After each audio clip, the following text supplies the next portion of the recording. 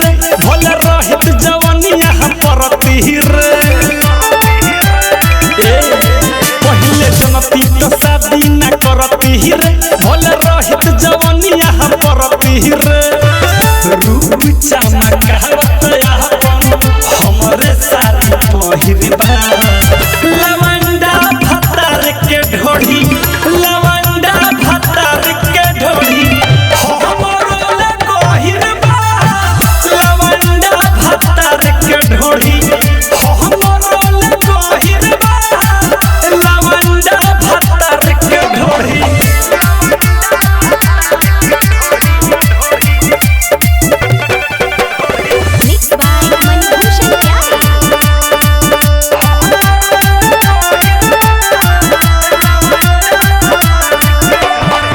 घर सीजन रहटाते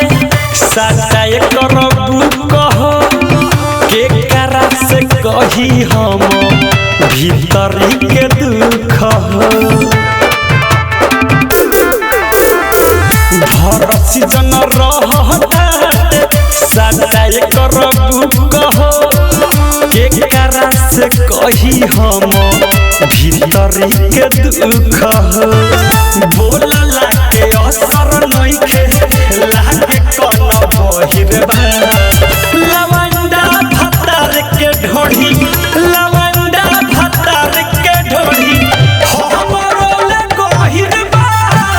लवंडा भतार के ढोढ़ी हमरो ले गहिरबा लवंडा भतार के ढोढ़ी मंटू मनी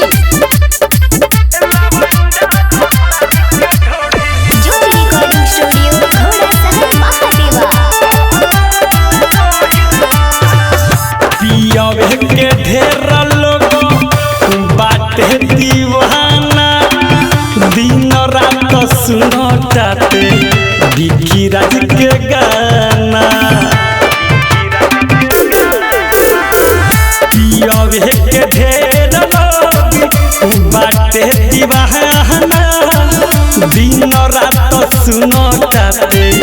बिकी राज के गाना सुमनिया से हम की फसवले कौनो हिरबा लवंडा भतार के ढोढ़ी लवंडा भतार के ढोढ़ी हमरो ले गहिरबा लवंडा भतार के ढोढ़ी हमरो ले गहिरबा लवंडा भतार के ढोढ़ी ज्योति रिकॉर्डिंग स्टूडियो घोड़ा सहन महादेवा।